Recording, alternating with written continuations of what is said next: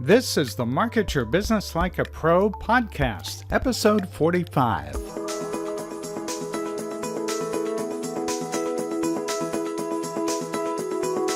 Welcome to the Market Your Business Like a Pro podcast with Countess.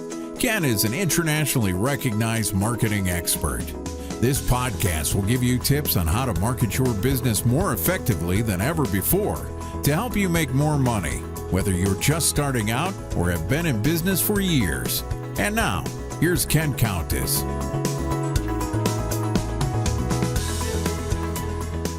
Hi, it's Ken, and welcome to this episode of the Market Your Business Like a Pro podcast. Now, this week I'm going to go through LinkedIn.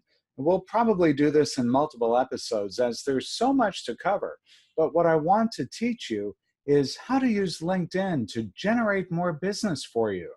LinkedIn is such a powerful tool, and so many people just really don't understand how to use it well. So that's what this episode and probably a couple of episodes will be all about. I wanted to let you know too that we have expanded the reach of the podcast. You may be watching this right now on YouTube, so you'll see the visuals. If you're listening to the podcast, as you know, it's available on iTunes, Google Play, on our website. We've also added Stitcher. If you're not using Stitcher, it's a good one to try out. And when you get to see us on Stitcher, and it's audio only on that tool, but what you'll see is a listing of all of the episodes, the last 20 for sure. So that would be another option for you. If you listen on any of the other podcast listening tools, that's great. Use whatever you're comfortable with. But be sure that you do check us out on YouTube. Once again, you'll see the visuals, and we've posted many episodes up there already, probably the last 10 or so. This is episode 45. You'll see quite a few episodes there, and that'll give you a chance to not only listen, but also see. In the cases where I have a guest, you'll see the guest as if he were live on a broadcast. And for this particular episode, we'll be showing you some information from essentially PowerPoint, but they are real live slides that you'll see on our LinkedIn pages as well. All right, so here we go. First thing, I want to be sure that you do follow me on LinkedIn. If you're not already doing it, it's linkedin.com/in/Ken Countess. And if you're listening in the car, if you're not near your computer, that's fine. Just go back in and listen to this episode again. But it's linkedin.com/in/Ken Countess. So let's go ahead and get started. A couple of fast facts about LinkedIn. You may not know or may not realize that LinkedIn already has over 500 million users, 500 million plus. And LinkedIn is still getting new members at the rate of 1 million every week. That's one every 2 seconds. There are over 2 million groups on LinkedIn, and all 500 of the Fortune 500 are using LinkedIn for lots of different reasons. They're using it to promote products and services. They're looking to it to help them hire great qualified candidates.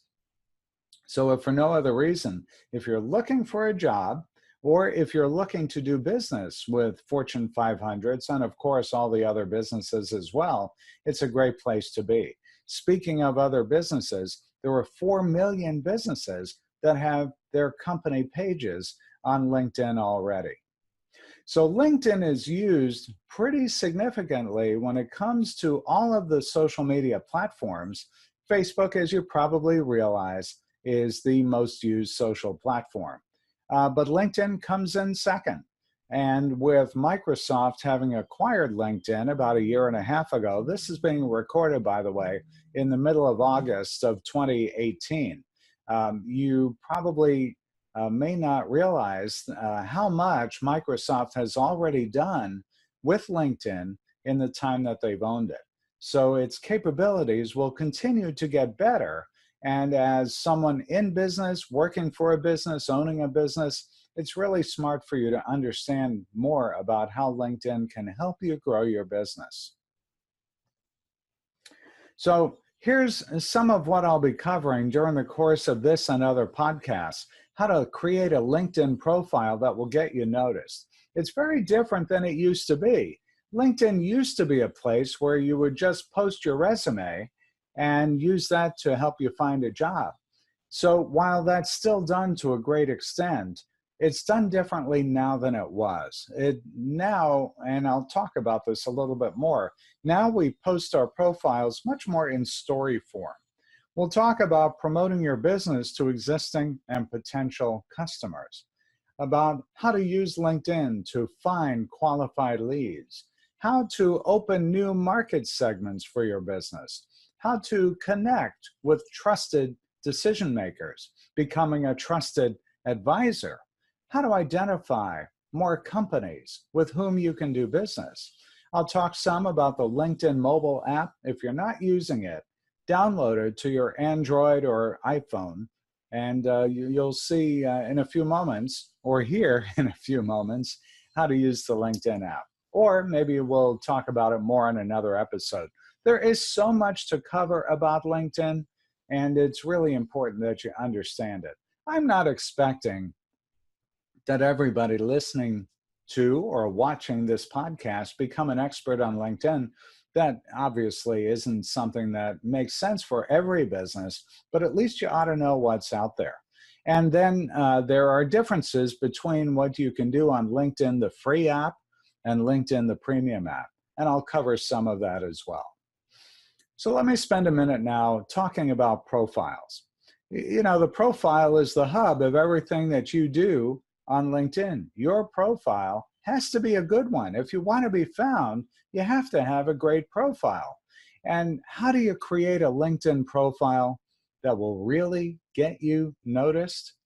Well, there are many tips that I'll offer up for you. Make sure that your cover page, your LinkedIn profile home page, looks good. If you're watching this on YouTube, you'll see that on our cover page, I have the company logo up there, but a good quality photo is important. Now, it shouldn't be one of you out at the beach. It doesn't have to be a professionally shot photo, but it should look good. I mean, after all, first impressions are really important, and you want to make that good first impression when someone is checking you out on LinkedIn. When it comes to writing your profile out, write it in story form. It really engages people as they check you out. Just listing your resume, that's not the way we do it anymore. You can always attach your resume to LinkedIn. You couldn't always do that, but now you can. And you want to, therefore, differentiate your LinkedIn profile from your professional resume. They shouldn't say exactly the same thing, even though you are the same person. But write it out in story form. And you'll see many examples of that as you look at other people's profiles. But be sure you keep your profile fresh. If you've changed jobs, make sure you have the new job up there. If you have new experiences, add those experiences. The more that you can do to keep your profile a great one, the better the chances are that you will land that great customer or client or even great job. And here's the thing about the LinkedIn profile photo. First of all, you have to have your photo on there. People who show a photo have 20 times more views than people without a profile photo. Just think about if you use LinkedIn with any regularity. If you land on somebody's page and you don't even see their face, what do you think about that? You may not overtly say, you may not have an overt opinion about it, but underlying you're thinking, well, why is that person not showing what they look like? Don't know.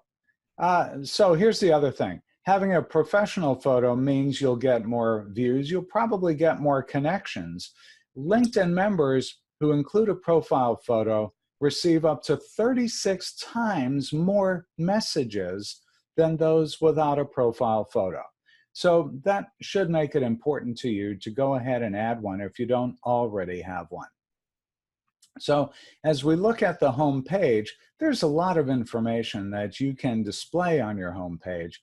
Make sure it's engaging, make sure it's brief and to the point, of course, but also make it really easy for someone to connect with you on LinkedIn. LinkedIn is a search engine. If you are viewing this podcast, you'll see I'm showing right now on screen uh, a screenshot of my personal experience. And what you'll see is there's a lot of activity noted here, but it's all based on knowing that LinkedIn is a search engine. In fact, there were over 5 billion searches done on LinkedIn just in the last year. So make sure that when you update your profile, you put in the keywords, the phraseology that people will use in order to find somebody or a company like you or like your company. You see, we're all doing searches online, and these days, LinkedIn searches can also show up in organic search engine results. By the way, Microsoft, I mentioned, owns LinkedIn. They also own Bing. And Bing has about 25% of the search engine share. So it's really important for you to use LinkedIn and update your profile. It allows you to connect with decision makers. LinkedIn is primarily a B2B, business-to-business platform. And so connecting with decision makers should be pretty important to you. And it's all about making connections. Connections, we think about the 6 degrees of separation. So you want to have a good first circle of people that are connected to you. I've got over 4,000 people connected to me on my first level. So that should be something. I'm not suggesting that you strive to have 4,000, but how many first level LinkedIn connections do you have right now? Your goal, the magic number, is 500. When you have 500 first level LinkedIn connections, that's going to enable you to connect to more of the people and more companies that you wish to connect with. And it enables them to connect with you more easily as well. So grow your network. Invite everyone in your contact lists to join your network. And take advantage of LinkedIn's feature, People You May Know. Typically, those are coworkers or fellow alumni or friends that were not in your original lists. See, LinkedIn's technology is set up in such a way that, let's say, for example, and many of you who have listened to this podcast for some time know that I spent over 20 years at Motorola. And when I was there, there were 150,000 people there. Nowhere near that number right now. But I have quite a few people who I used to work with at Motorola that I'm connected to on the first level. And LinkedIn's technology says, well, gee, if you knew this person at Motorola, maybe you knew this person too. Maybe they worked in the same division or worked on the same products and so on. So when LinkedIn displays for you people you may know, that's how it's getting to that. The same is true for college alums, schools you went to, other companies you worked at as well. But search for more people like you and invite them to grow your network. Let me spend a few moments now on how you find qualified leads using LinkedIn. Today we talk about social selling. Social selling is a way that you can actually sell without selling. One of the last things I want to get from someone who has invited me to connect networks with them on LinkedIn is for them to connect with me. Maybe they've sent me an invitation that I've accepted, or maybe I've sent them an invitation and they've accepted.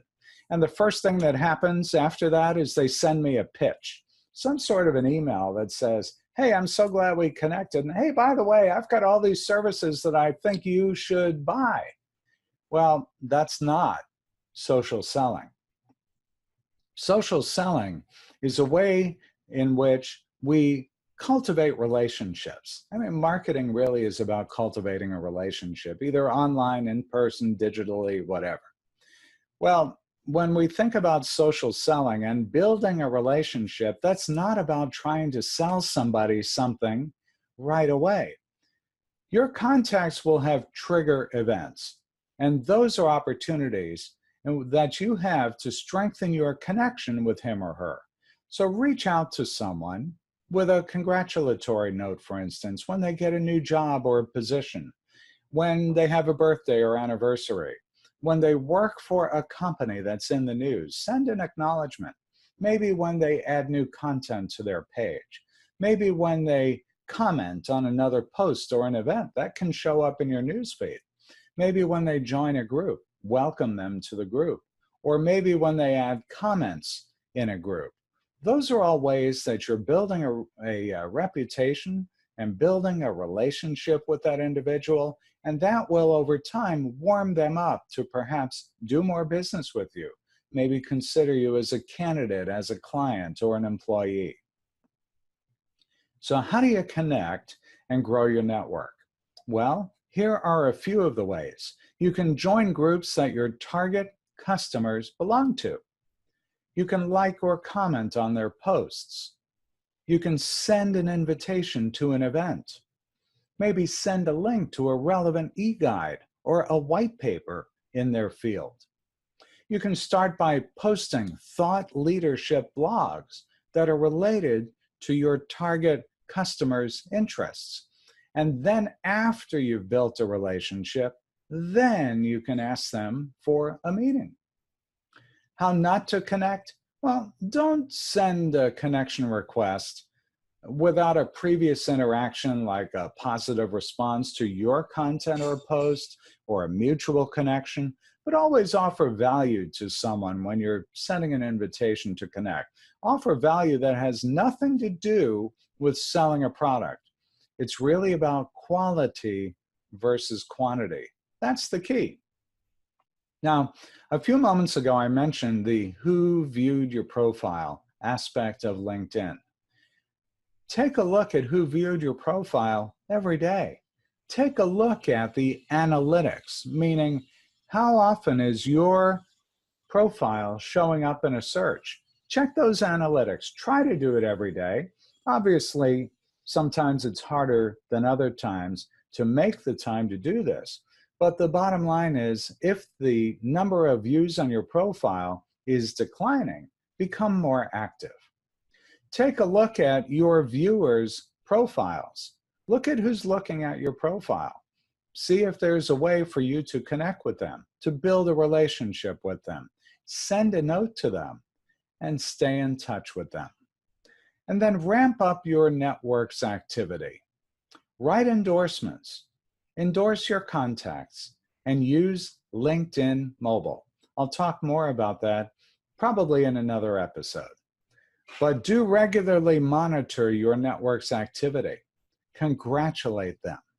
That will enable you indirectly to market yourself to them and use LinkedIn's InMail. One last thing we'll cover this time around is how to become a trusted advisor. People go to LinkedIn because they're looking for information, maybe about a company, maybe about a person. Generally, they're looking for information to help them build their business or be more successful in their job. So one of the things that you can do that will really make LinkedIn become more valuable to you is for you to become a trusted advisor to people who are checking out your profile, people who are seeing you in their newsfeed. So how do you do that?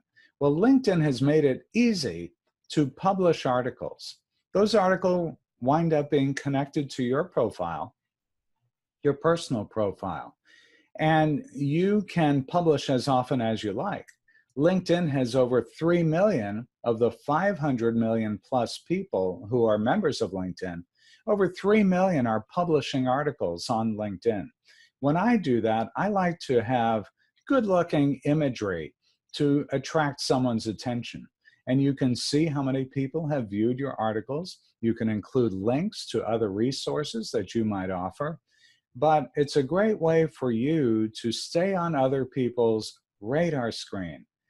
Have you become more valuable to them? And that's what it's all about. You see, when you're publishing, you're contributing content, and LinkedIn is very much a content engine. It's among the most popular social networks for content marketing. So when we talk about being a trusted advisor, what we're really talking about is you becoming a thought leader. You see, nearly 3/4 of people choose a company that was among the first to help them along in their buyer's journey. So using publishing and posting information on LinkedIn enables you to share your perspective on industry news and trends. You can provide helpful product how-tos and articles that reflect your or your company's vision. So take a look, search for topics of interest for your SMB, small to medium size, or large businesses, and write about them. And you may get writer's block. So here's a fun example. Maybe weather marketing. Weather marketing is unusual. You can write about it and how weather marketing can affect your customers' businesses. And then relate this to selling technology that allows small businesses and big businesses to protect their business and stay connected during summer heat, spring flooding, or winter storms. LinkedIn's very much a content engine. So publish articles, take a look at the views and the likes. As I mentioned, more than 3 million members contribute content to LinkedIn every week. So see who liked the articles and thank them. You can enable or disable the comments on your articles on your page, but go ahead and promote your LinkedIn publications, maybe in your email campaign, maybe on your other social media networks, on your blog, and on your website. But be sure to keep it fresh. Hey, I know that many of you who are listening, listen on the road, in the car, on the move. You may or may not be sitting in front of a computer. There's an awful lot here that I've given you in the last few minutes. So let me pause here, and we'll save some of this for the next time around. On our next episode, episode 46, we'll go more into LinkedIn and how it can help you grow your business. Be sure you connect with me on LinkedIn. Once again, it's linkedin.com/in/Ken Countess. And send me a note. Let me know how you're using LinkedIn. And for those of you who have sent me notes about the podcast, how much you like it, love those comments. Keep them coming. It's kc@thecountessgroup.com. If you have topics you'd like me to cover, shoot them along to me too. Let me know if you'd like to be on the show. We can send out a quick note back to you and find out a little bit more about what you think would bring value to our listeners. And by the way, when you are appearing on the show, it gives you an opportunity, and we give you an opportunity, as you know, to give a shameless plug. And we provide links in the replays to your website. So take advantage of that. And I look forward to having you join us the next time around. Hey, that's it for this week's episode. Don't forget to check out our brand new Email Marketing Online Academy. It's www.marketyourbusiness.co/email-academy. That's where you'll find out more. Check out all of our episodes of the Market Your Business Like a Pro podcast. It's on our website, marketyourbusiness.co. Look for the podcast tab, and there you'll find all previous episodes. And while you're on our website, don't forget to check out all the other resources and sign up for our weekly newsletter too.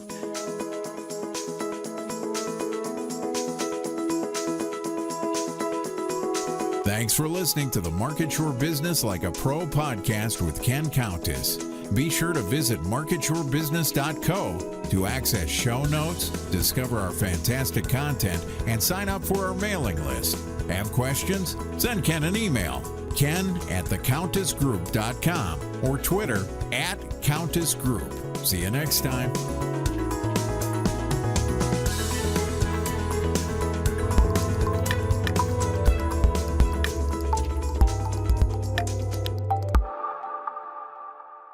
If you need help with this or anything else related to marketing your business, reach out to us.